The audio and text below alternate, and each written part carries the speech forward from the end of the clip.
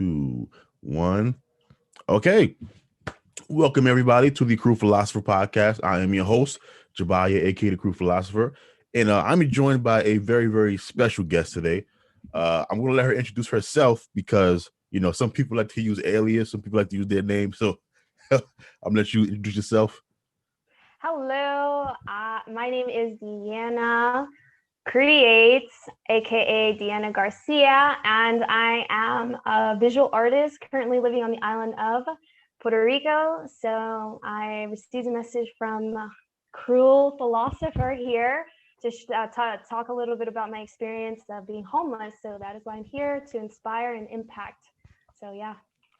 Yeah, and so I came across Deanna because I wanted to do a podcast episode about the experience of being homeless, and it's kind of hard to get people to talk about it because there's such like a shame and embarrassment attached to being homeless, which is unfortunate because it can really happen to anybody. So Yeah. I was trying to find people.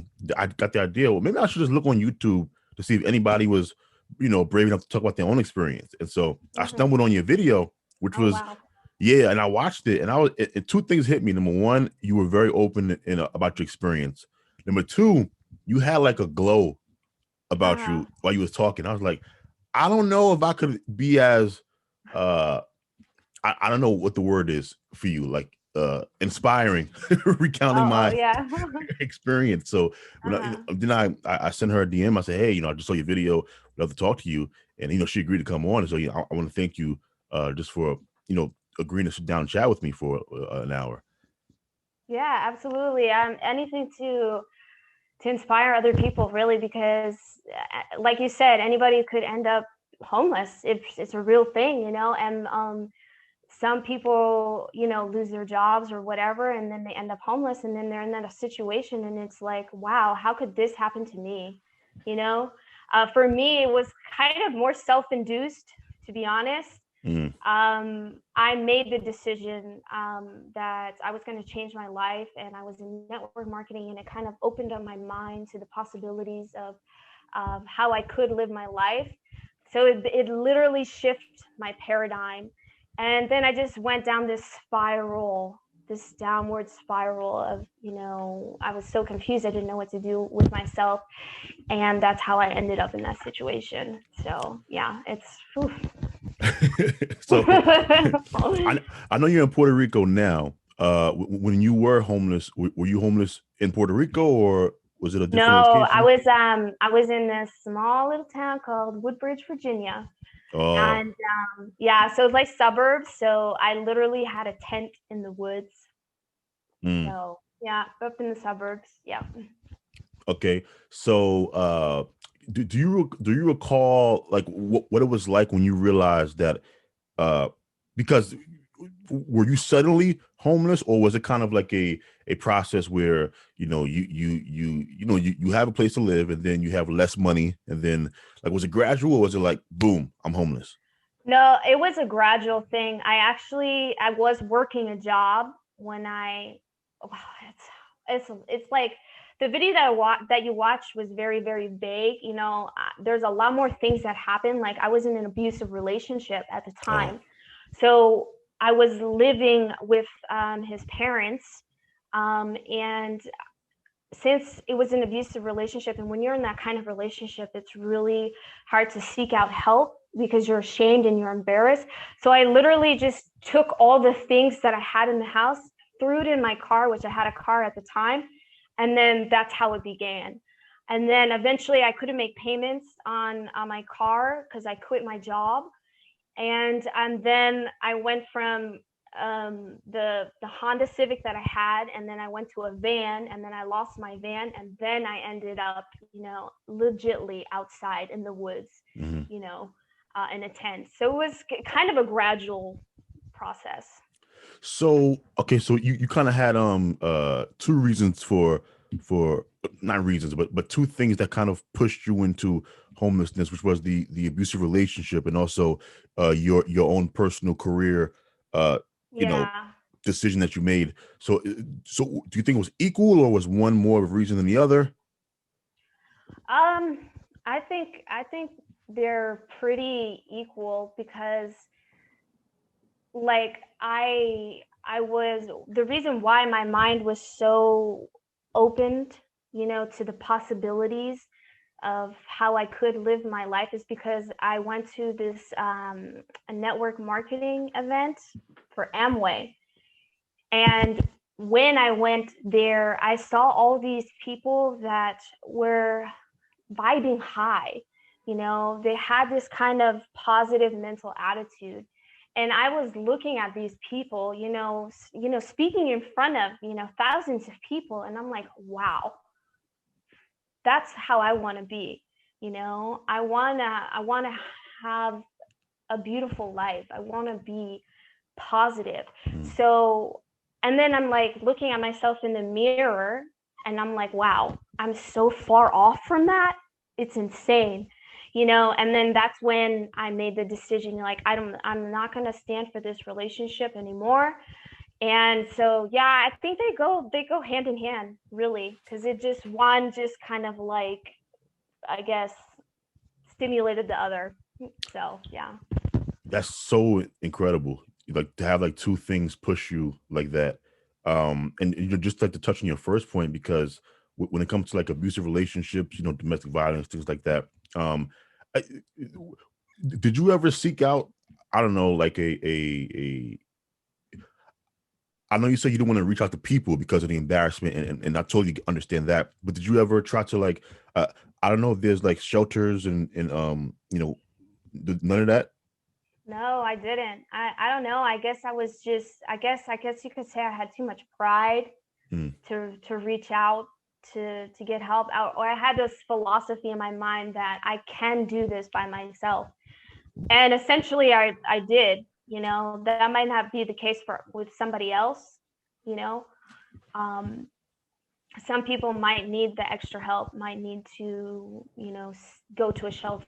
For me, I don't know, I just didn't. Okay, all right. So all right. So you leave, you get in your car, Honda Civic that you have, Yeah. which now when you was in the Honda Civic, was there any plans as far as finding a place to live, or was it already made up in your mind?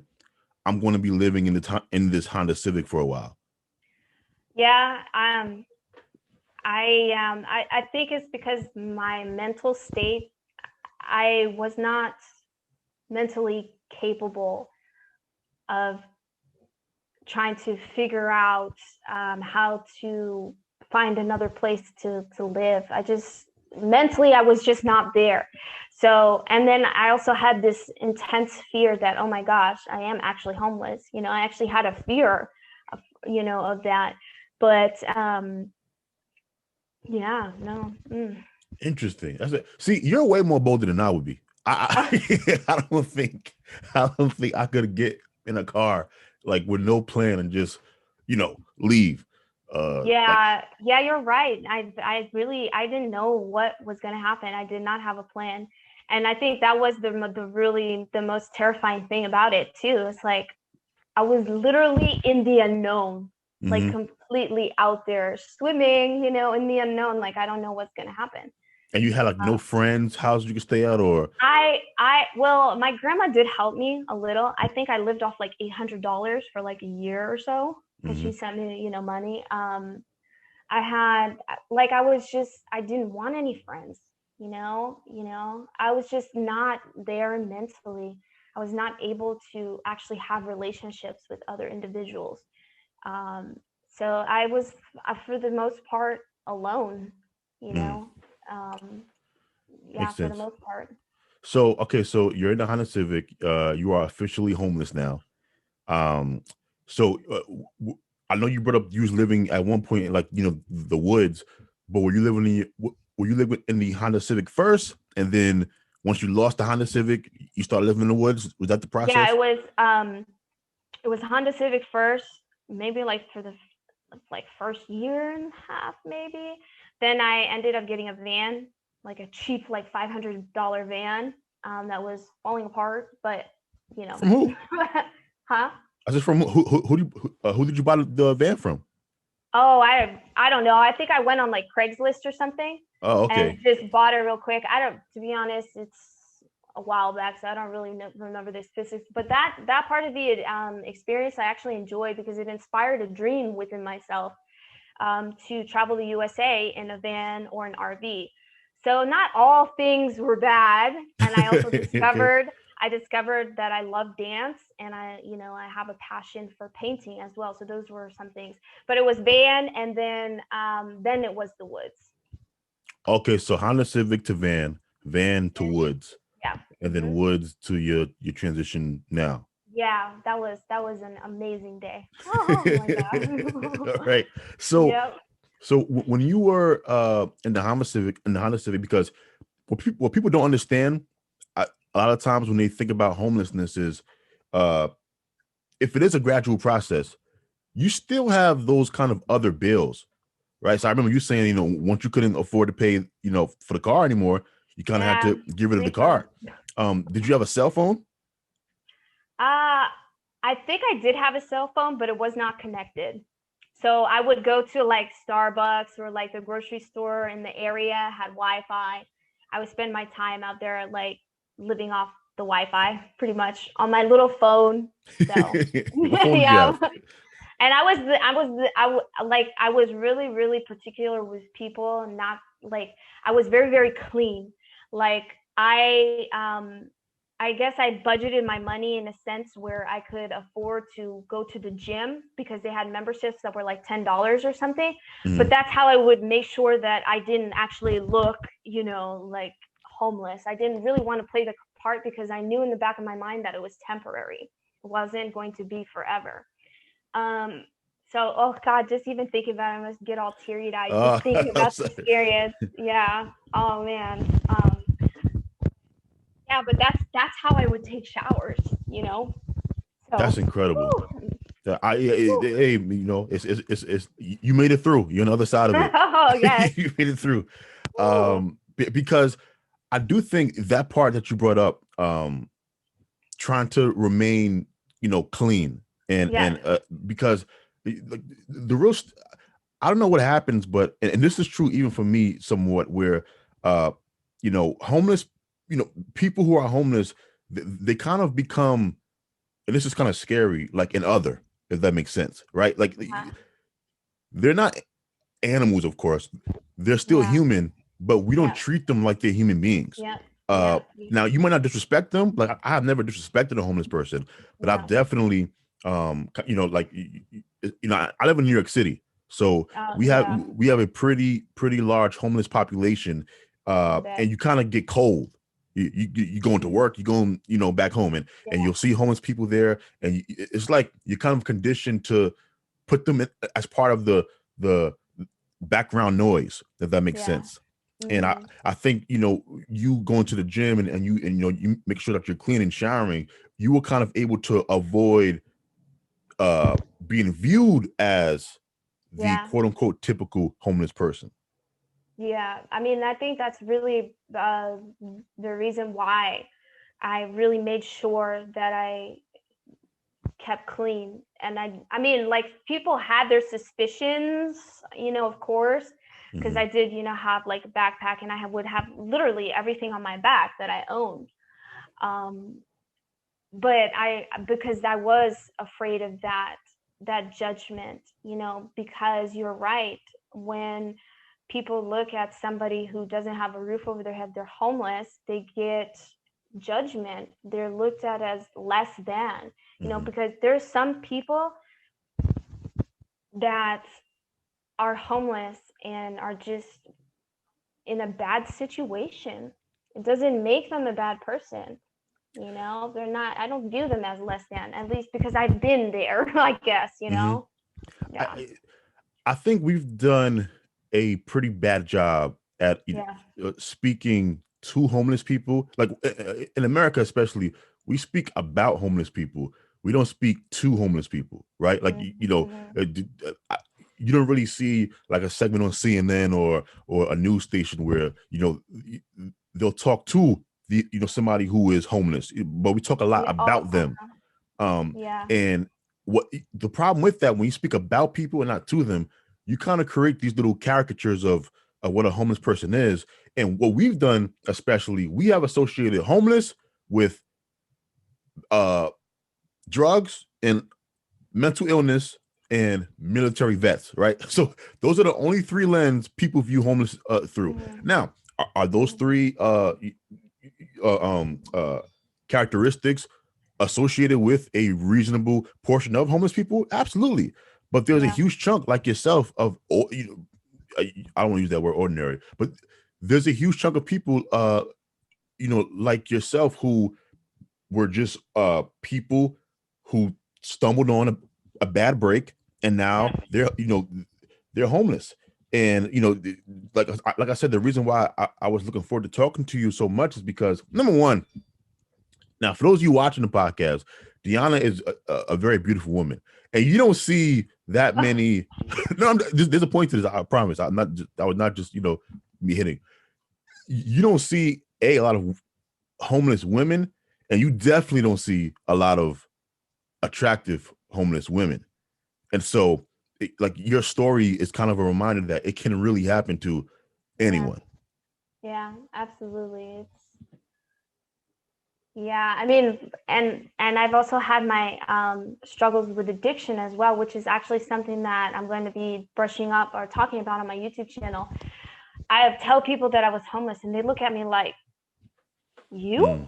Yeah. Or See? I tell people that I had a cocaine addiction or a crack addiction, and they look at me like, you?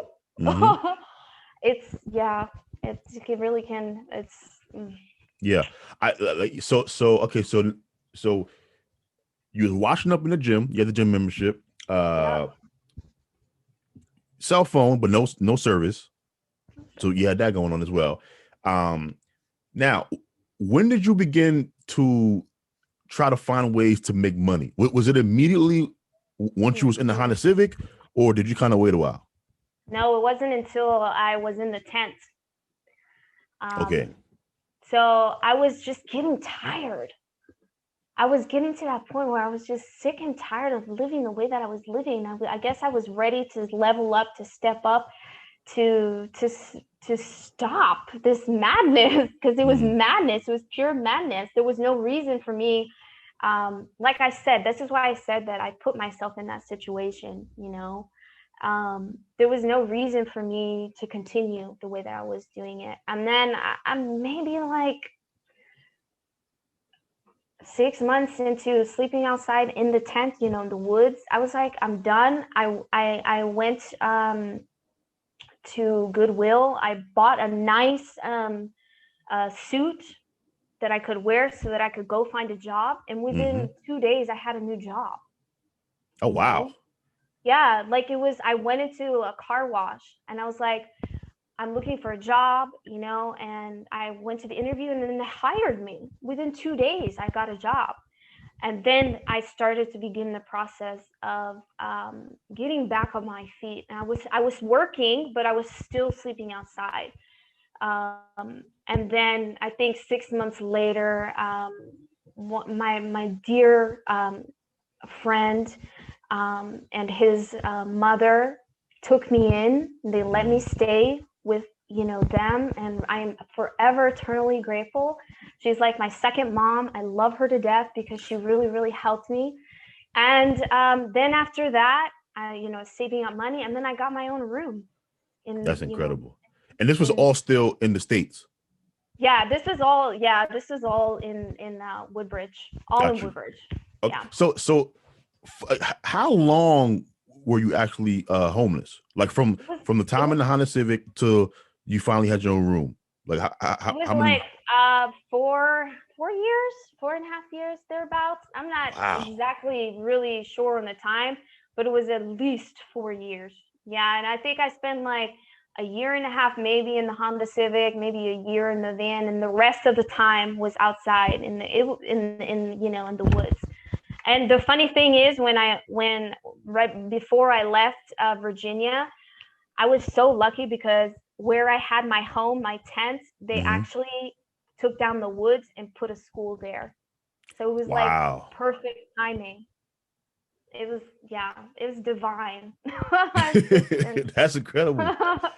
So, yeah, crazy. did it feel like 4 years, or did it feel like forever?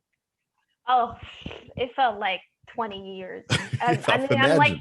like when you're in it, it's um, like I remember like the where I had my tent was really close to a library. I would spend a lot of time at the library reading and thinking. And I would sit on the benches outside of the library and just think like, when is this gonna end? Mm. Like when? Like this this pain and this suffering that I'm going through. And then I would literally visualize myself like just like feel like faith like encompass my entire body, be like, it's okay, you know. Oh God. Yeah, I can say you fine. You fine. This is incredible story that you made it through. Like I would just feel the faith in my body and be like, it's okay. Like there's something deeper here that you have to get through. Like everything that you're going through right now is gonna help somebody else. It's gonna inspire somebody else. So yeah. This Oh is God. this no because like just like obviously I've never been homeless, but I had a point in my life where I was hospitalized for you know like a month and some change, and I wasn't back to normal walking again for like maybe a year or two after that. And I remember being in the hospital, and the conversations that you have with yourself, it's like trying to explain that to somebody else. Like I can Yeah. feel somewhat what you're saying, because I remember being in that hospital bed, and the unknown part is the part that messes with your head. Not Yep. knowing what the future is going to be like, not knowing if you're going to get back to normal, and even if you do, how long will that take? And so when you were Yeah. describing, the conversations you would go through, internally, I went through similar conversations, right? In your case, you were dealing with homelessness. In my case, I was dealing with a severe back injury, not knowing if I'll be able to, Wow. you know, get up and walk and do things ever again. Uh, Wow. and it's a draining process, right? Yeah. So so your real life experience was draining, but also just kind of your spirit was was weary. You Yeah.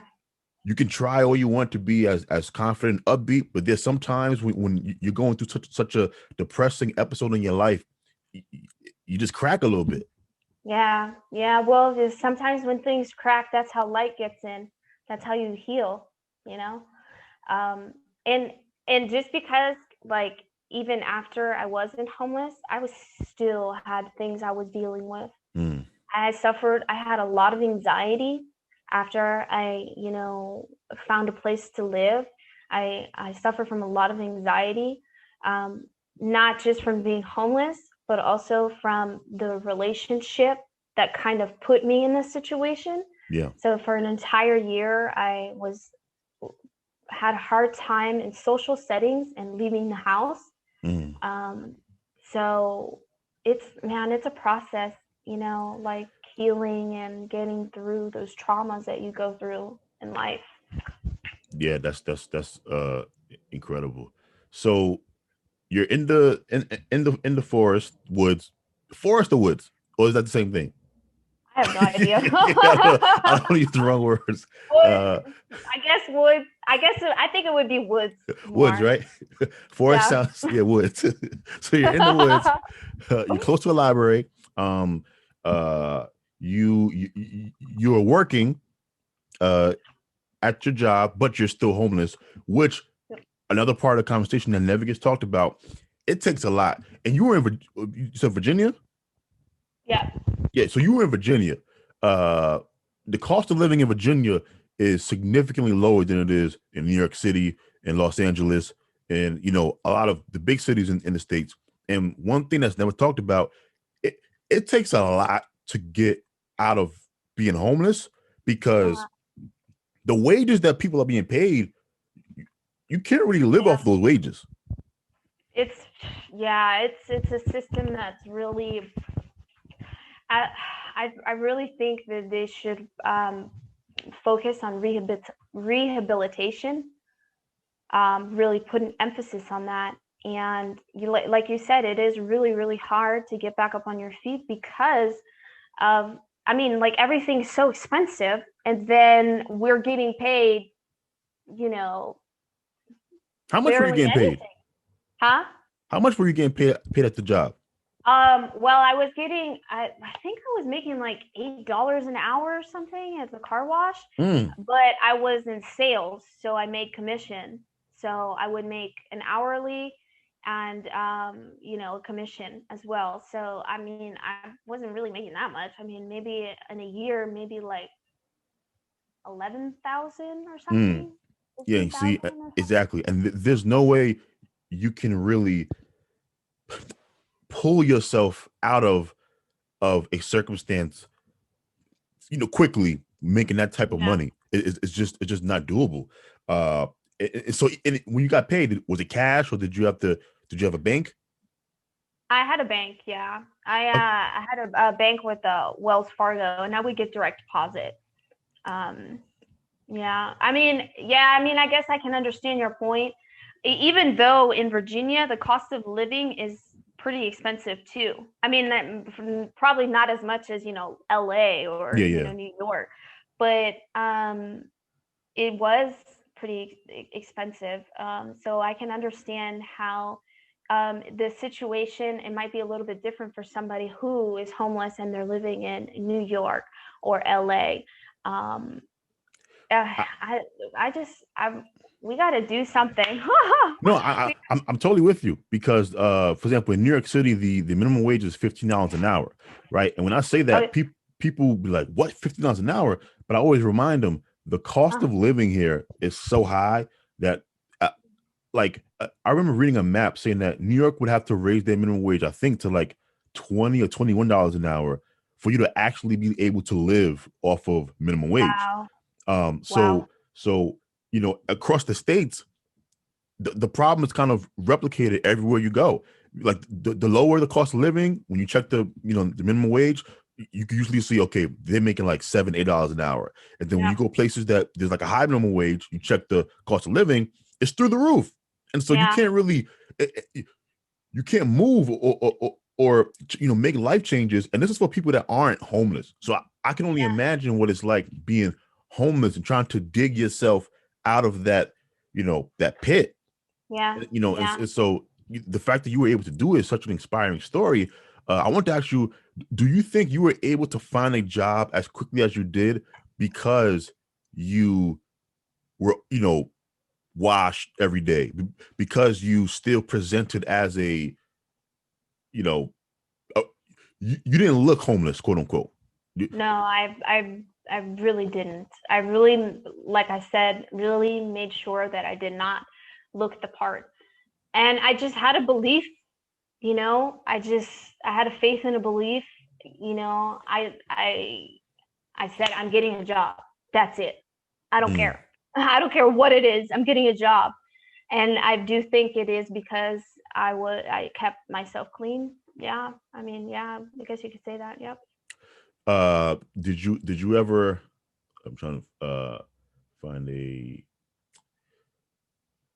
when you okay. So when you were homeless, did you ever think about going, into quote unquote, uh, like the X-rated industry? And I ask this question because, once the pandemic came around, Hmm. there was like I don't know if you noticed, there was an explosion in like OnlyFans, which was like the Oh, software. Yeah, yeah. yeah, so like ordinary women were like selling videos and things of that you know, seductive videos and images to kind of cover the loss in jobs.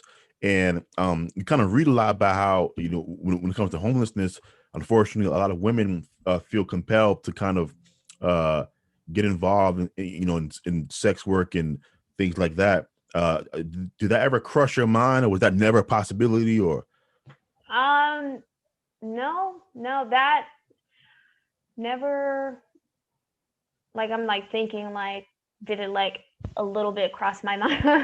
She's like, no.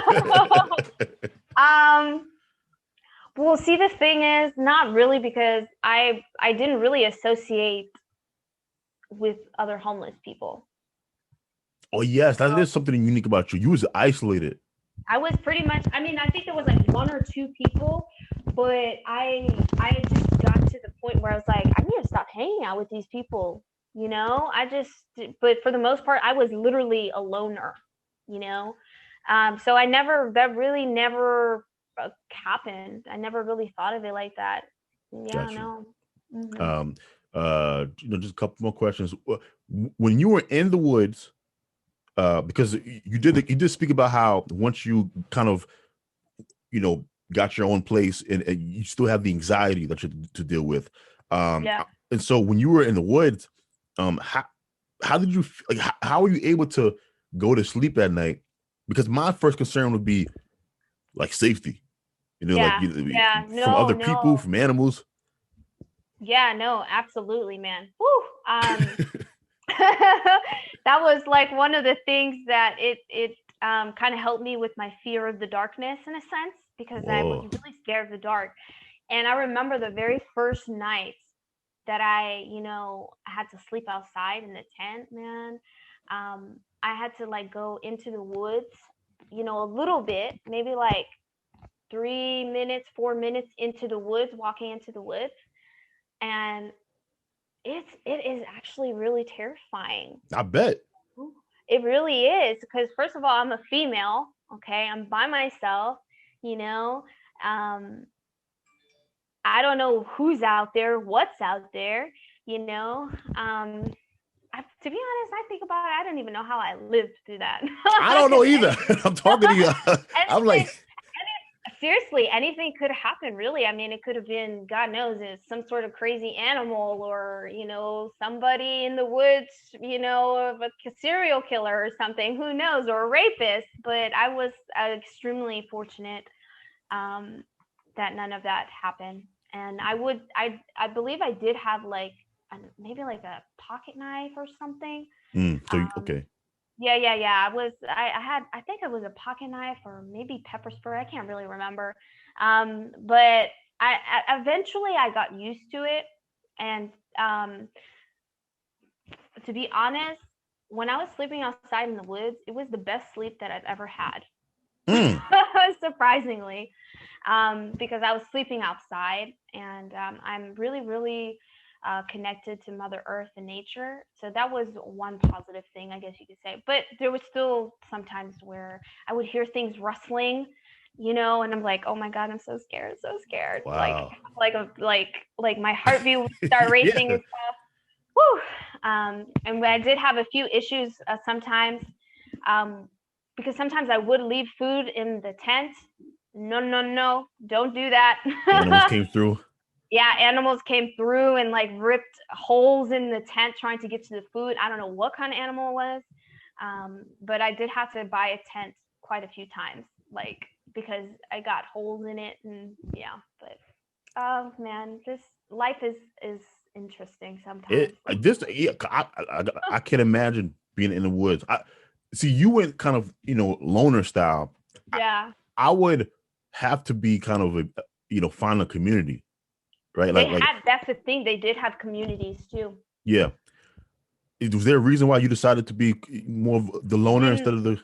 I just did not want to, because in my mind I knew it was temporary. And in my mind, if I go to this community of people who are also homeless, and that means that I'm going to be surrounded by all these people who are homeless. And they say that the people that you associate with, or the people that you hang out with, those are the people that you're going to become. So that's the primary reason why I did not do that. So if you had surrounded yourself by other a community of homeless people in your mind, you believe it was kind of like admitting, oh, this is more permanent than it needs to be. In a sense. um yeah, essentially it's just it was just a temporary thing for me. It wasn't how I was going to live my life. It wasn't the way that I wanted to live my life. And yeah. Food.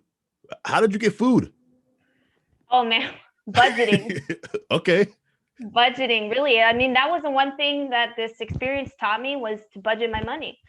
And now I legitly budget my money, and I live very frugally. And like I said, you know, I would borrow, money from my grandma. My grandma would send me money sometimes, and that would help me. And then sometimes I would go to my mother's place as well. She had an apartment in the area, and I would eat over there sometimes. Sometimes she would help me out as well. So Why yeah, did you stay with her? I was too. I don't know. I just didn't want to be in the environment, because at the time, it was a toxic, very, very toxic environment. My mom was dealing with alcoholism Mm. and, drug addiction, Yeah, and she was bringing, men over and all this stuff. And I it get just, it. yeah, no. So that's the reason why I didn't stay there with her. And she's much better now, though. Man, whoo, I'm that glad. woman Yeah, is inspiring to me. She I'm, has changed. I'm glad to hear She, that. yeah. So you know, you have the job now. You're still sleeping outside. So what's the next step after that? Well, that was after that was when I moved in with my friend. Mm-hmm. So yeah, I mean, I moved in with them, and then, I was still working. I was saving up money, and then the next step was to get my own room, which I did, which I was able to. And then, after that, I made the decision that I was going to move out here.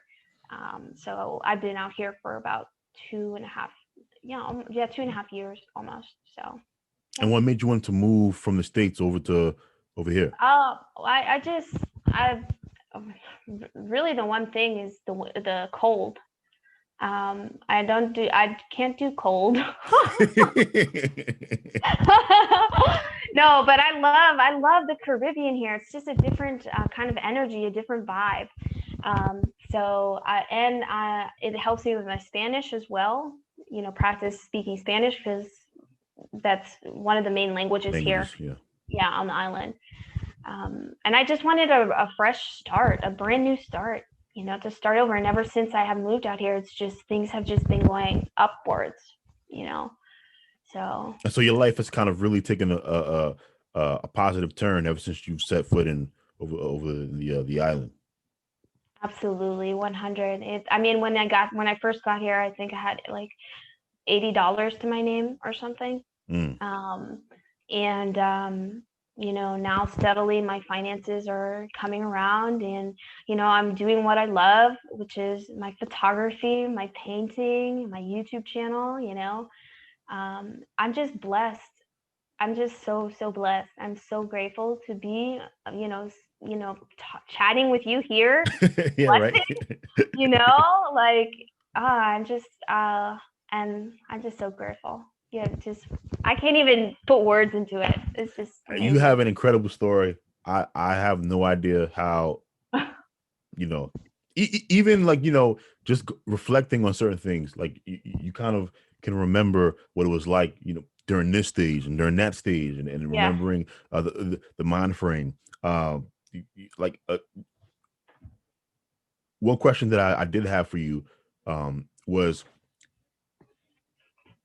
the lowest moment during your brief time, and it was long when you were in it, but in the Yeah. grand scheme of things, it was a brief time. Uh-huh. uh uh what was the lowest point you can remember? Um, mm, I mean, to be honest, I pretty much all of it. The entire, oh, so Yeah, well, I mean, I would have to say, like, where I really really felt the lowest is probably when I was sitting outside of the library, I guess you could say, when I really really felt the lowest that I've ever felt in my entire life. And yeah, I would have to say it was then. And but on the flip side, there was a lot of faith. you mm, know that I also felt. So yeah, I guess, yeah, that. Would you consider yourself a spiritual person or a religious person, somewhere in between? I am open-minded, Okay. very, very open-minded. I'm I'm just open-minded, really. I love to learn about different spiritual beliefs, religious beliefs, as long as people respect what I believe, and I will respect other people's beliefs. So yeah. And that belief played a big role in you persevering. Yeah, absolutely. Like this, I guess, like a spirit or guidance. I mean, I don't know if I would call it God. Like it's like a divine presence that really guided me, and I felt it throughout. Well, I still feel it to this day, but I really, really felt it during that time. So yeah. Do you think maybe because you were in the woods, which is a scary place to be, but also it's absent of the things that distract most people, right? So like you said before, it was really dark, no lights. You kind of away from the city noises and cars, and so it was really just kind of you and nature. Uh, Yeah. and so, do you think maybe that's why it felt the strongest during that time period? Um, Actually, I never really thought of it like that. Mm. Probably, yeah. I mean, because like I said, I do have this deep connection to Mother Earth and Mm-hmm. nature. I'm always outside, twirling around in the grass and stuff. um, yeah, yeah. If I sit and I visualize like the tent out there in the woods, um, it was kind of like a peace in a sense, sort of, kind Mm. of. I felt kind of like protected, like Mother Earth, nature was like protecting me in a sense. Yeah, weird, but yeah. Interesting stuff. Yeah. So, what advice would you give somebody who was currently homeless, or who can kind of see based on their financial situation that they will be homeless in the very very near future? Oh wow. Um, I would say just keep the faith alive. Really, you know. Don't give up. Just realize that every single experience that we go through is here to help us grow and evolve.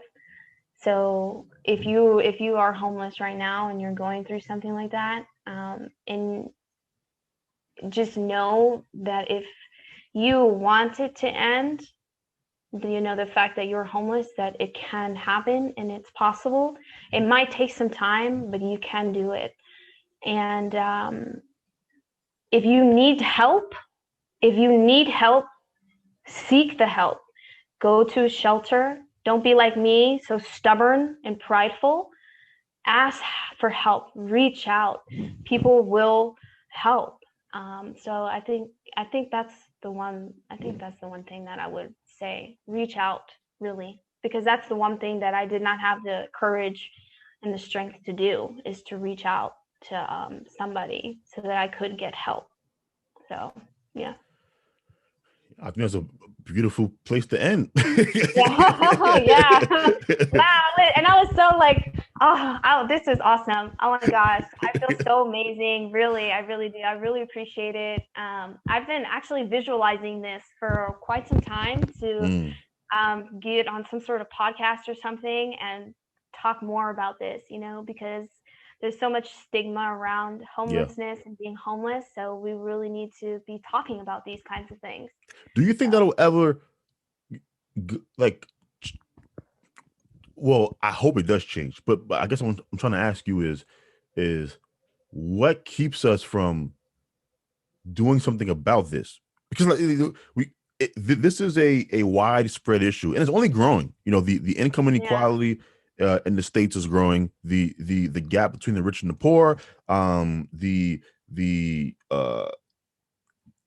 income insecurity is another thing that is not discussed.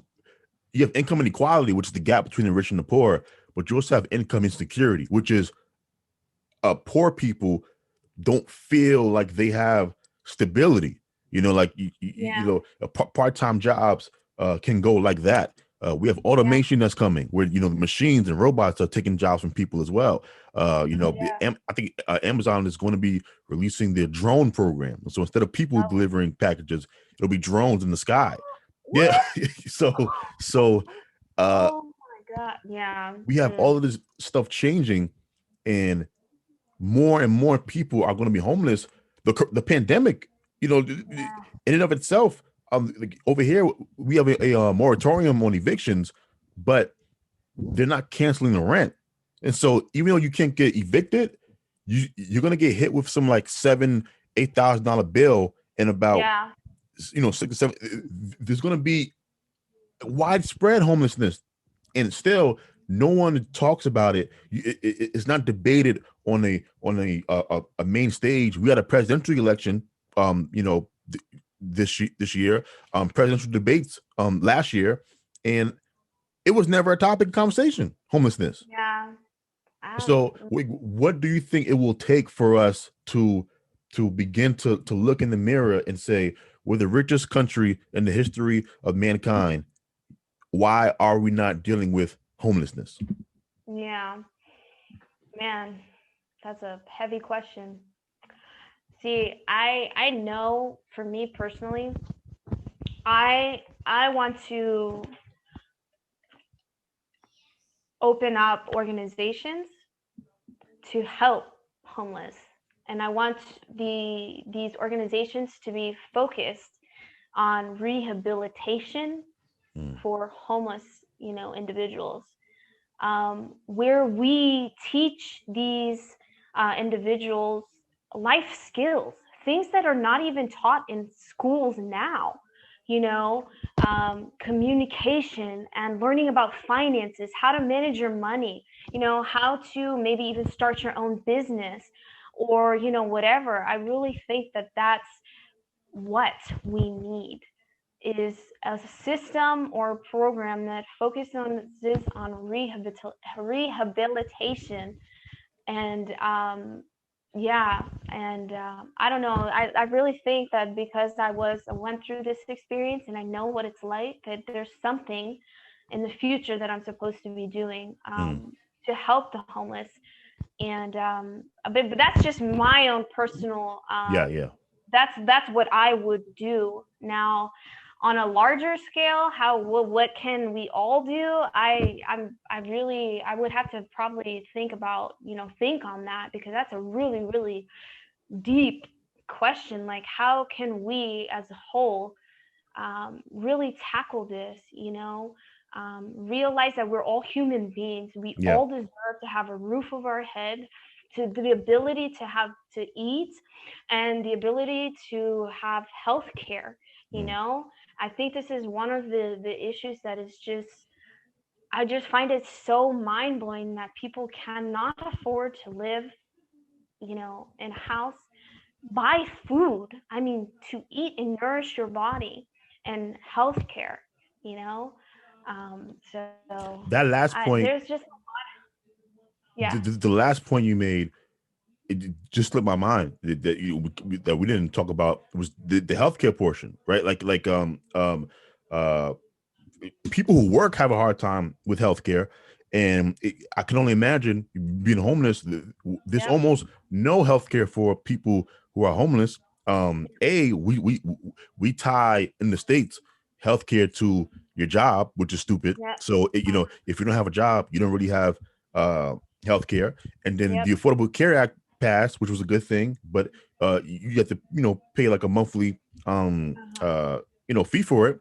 And once again, that doesn't help certain people. Uh, you, you're a woman, obviously, and there are certain things that women need that men don't. yep. And being homeless, I'm sure that didn't make that easier. Yeah, you know what I'm saying? It was crazy. Oh Lord. Oh. So I just think maybe just having these discussions might help, because I really do think people don't talk to other human beings who have been homeless or who are homeless. We talk about them, we don't talk to them. And I think when you talk to somebody who has experienced something, they are able to open your mind in ways that talking about them can't do. So I do Yeah. think this is definitely kind of like, the first step to take, where, just having like discussions so that you can try to see things from another person's perspective, because for some reason people are extremely selfish and they assume that, like, this is your problem, Deanna. Like, it's not my problem. It's Yeah. your problem.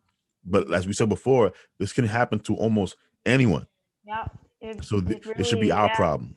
it should be, yeah, because I mean, just like that, you could lose your home, your car, your job, maybe a family member, Mm. just like that.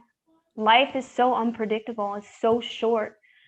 And yeah, I feel like for people who are, homeless right now, or they have gone through it, because it's really a really tough situation to be in. But on the flip side, you grow so much. Mm. Like, you evolve so much as a human being. And when you, like, 4 years later, you look back on that experience and you're like, wow, I learned this, I learned that, this helped me with that, so it really can be enlightening. A struggle, but enlightening. So yeah. So I want to thank you once again for coming Yeah. on. I thought Thank this was a you. phenomenal conversation. Yeah. If anything you want to plug, Huh? anything you want to plug, it just means like advertise, like, give your YouTube or your social media. Oh yeah. Oh damn, I'm not even thinking about that. Oh yeah. You can find me on YouTube as Deeana Creates Art and Inspiration. Hold on. Are you going to post this on your YouTube, or where do you post Yes, I it? will. I'll have your information in the show notes as well. So like it'll be Oh, okay. the All right. links. I just wasn't sure. Okay. Instagram at Deeana.creates, and Facebook Deeana Creates, and yeah. So that's my social. Yeah. So thank you guys for watching. Thank you guys for listening. See you guys next time. Thank Deuces.